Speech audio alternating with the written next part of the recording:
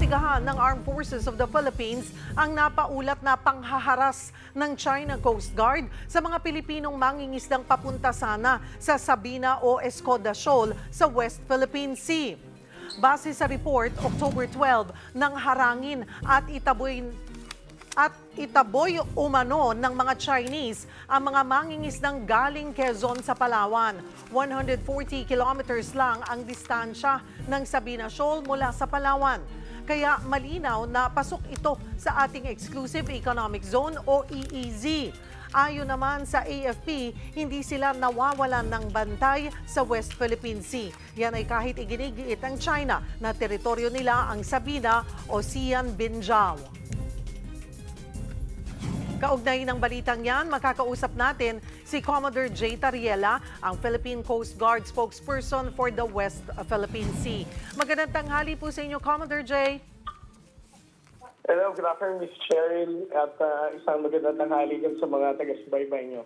Salamat po sa oras. Commodore, October 12 pa, no, nung nangyari po itong insidente umano ng panghaharas sa ating mga mangingisda na papunta sana sa Escoda Shoal. Kailan lamang po ito nakarating sa inyo? Well, Ms. Cheryl, no, let me first correct the data that they presented. No. Actually, yung October 12 na yon was the initial statement ng ating mga fishermen when they decided to release this video sa local media sa Palawan. No. But upon learning about this news, what the Coast Guard did is we tried to locate sino itong mga mangingisdang ito. And we were able to find out sino may-ari ng bangka, sinong boat captain, and those other fishing boats who witnessed itong harassment na to. No? That's why we were able to ask them to submit an affidavit. No? And according sa affidavit nila, it was August 9 nang nangyari ito. No? They departed Quezon, Palawan, October 8.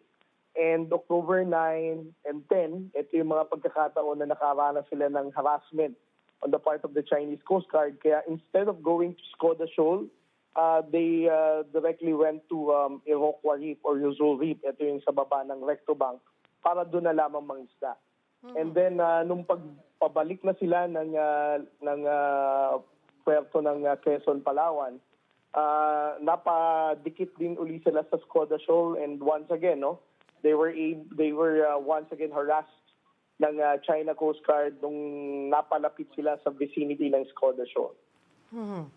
Doon po sa salaysay ng mga mangingisda, wala raw ho silang nakitang Philippine vessel nang mangyari po yung insidente. Hindi po ba, sabi nga po, ay 24/7 yung presence ng ating mga tropa sa West Philippine Sea? Well, that is our overall objective, Ms. Cheryl, no? But it is an open book. We have very limited number of Coast Guard vessels. The entire West Philippine Sea is so vast. There is a possibility na nung naglayag ang ating mga kababayang mangingisda rito sa Escoda Shoal ay ang Coast Guard vessel natin is either nasa Pag-asa or nasa Recto Bank or nasa Likas or Lawak Island, no? So masyadong malawak ito, and as you are aware, Ms. Cheryl, we only have 3 Coast Guard vessels dedicated to patrol these waters in Palawan. Yung pong ating mga mangingisda, hindi po ako sigurado no, kung possible po ba. Wala ho ba yan na pwedeng may kanya-kanya po silang radyo just in case po na may mangyaring ganito kahit hindi po namamataan dahil nga po limitado. Sabi nyo nga po, tatatlo naman yung Coast Guard vessels natin na ginagawa ang lahat. Mabantayan yung napakalawak na dapat bantayan. Meron po bang sort of parang pwedeng way of communicating or calling the attention of our Coast Guard vessels na kailangan po nila ng tulong? Yes, it's a mandatory requirement, no, sa ating mga malalaking Filipino fishing boats na magkaroon ng kaniyang marine band radio, no, na magagamit pantawag sa mga distress calls, no.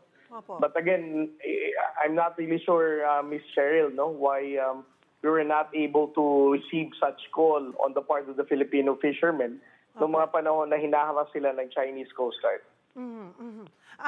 So ito po'y magiging bahagi ng investigasyon. Meron na po ba tayong initial statement? Ano yung talagang nangyari po? Yes, a day after lumabas itong balita na to sa social media at sa mga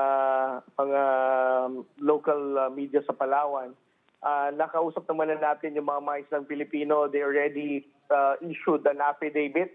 On the part of the Philippine Coast Guard, we're going to formally forward this to the National Task Force West Philippine Sea and for the concerned government agencies to take action on it. Mhm. Ano ho ba dapat ang ginagawa, Commodore, ng ating mga mangingisda kapag nakaka-encounter po ng ganito? Klaro naman po dapat, di ba, sa lahat na ng ating mangingisda kasi ang tagal na pong nangyayari rin naman ito sa bansa. At siguro naman po ay wala ring pagkukulang, bagkus ay paulit-ulit nating pinapaalalahanan ng ating mga mangingisda ng dapat nilang gawin in case po na maipit sila sa panghaharas nga po ng China. Well, alam naman ng ating mga mangingisdang Pilipino, no, na of course they can use their radio communication to ask assistance from the Coast Guard. But again, it's not an assurance, Miss Cheryl, no. At any one time na magkaroon ng harassment or presensya ng China Coast Guard dyan, it's not an assurance na pag tumawag sila, makakarating agad. Dahil again, the West Philippine Sea is so vast, no. Sa sobrang lawak nito. Alright, marami pong salamat sa inyong oras. Commodore J. Tariela, ang PCG spokesperson for the West Philippine Sea. Magandang tanghali po.